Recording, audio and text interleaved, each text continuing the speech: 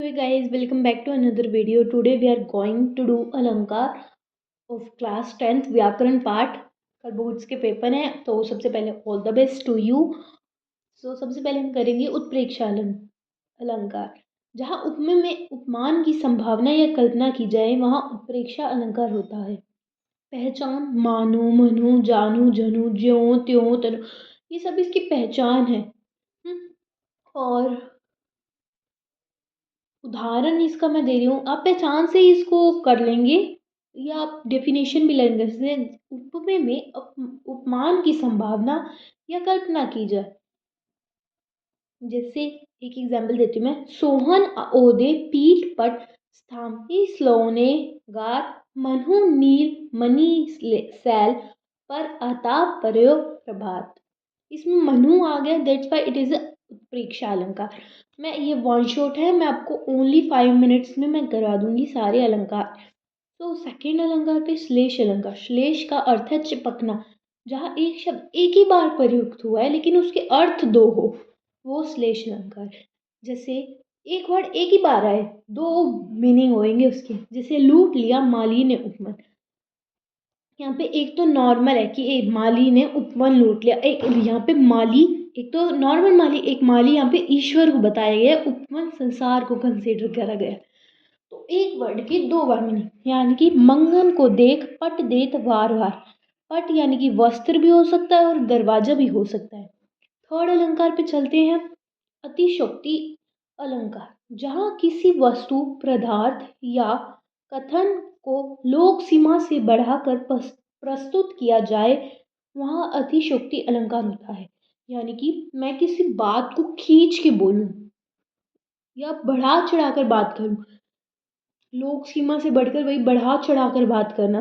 जैसे किसी ने मुझे कहा कि वो है ना, उसने ऐसे काम किया, आगे मैं उसको वो थोड़ा सा मसाला ऐड करके बोलूं, जैसे कहते हैं बढ़ा चढ़ाकर बात करना। तो इसका उदाहरण है, हनुमान की पूंछ में लगन न पाया लंका सगरी जल गए निशाचर पार। कह रहे अब भी हनुमान के पूंछ में आग लगी ही नहीं थी कि लंका जल भी गए और निशाचर भाग भी गए। ऐसा हो सकता है? जब तक आग नहीं लगेगी तब तक कैसे लंका जलेगी? कि बढ़ा चढ़ा कर बात होगी ना। सो देखिए गाइस, ओनली टू मतलब 3 मिनट लगा लो। 3 मिनट्स में मैंने आपके 3 अलंकार कर दिए। अब हम अपने लास्ट अलंकार की ओर जा रहे हैं, मानवीकरण। यहाँ पे प्रकृति को मनुष्य की तरह क्रिया करते हुए दिखाया जाए। जहाँ पे प्रकृति को मनुष्य की तरह क्रिया करे दिखाया जाए वहाँ मानवीकरण अलंकार होता है। जैसे कि प्रकृति, मेघ वगैरह आप लगा लो, मेघ बादल। जैसे एक एग्जाम्पल, मेघ आए बन ठन के सज सवर के। मेघ प्रकृति है लेकिन वो बनते ठनते तो ह्यूमंस है ना। यहाँ पे प्रकृति को मनुष्य की तरह दिखाया गया है।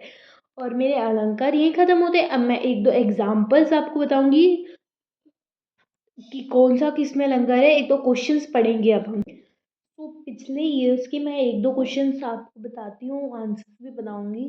तो एक फर्स्ट है हमारा, दिवस वसान का समय, मेघ आसमान से उतर रही, वह संध्या सुंदरी परी सी धीरे धीरे।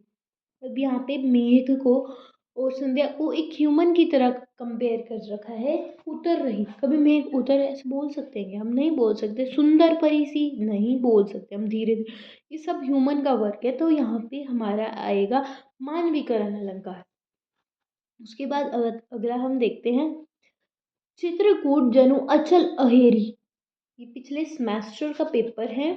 और ये कौन सा है? ये मैं सेट नंबर 3 से पढ़ा रही हूँ आपको। और क्वेश्चन था, चित्रकूट जनु अचल अहेरी। यहाँ पे उत्प्रेक्षा अलंकार है क्योंकि जनु आ गया।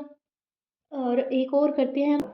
सो ये आपका होमवर्क है। एक, चाहनहार सुवर्ण के कविजन और सुनार।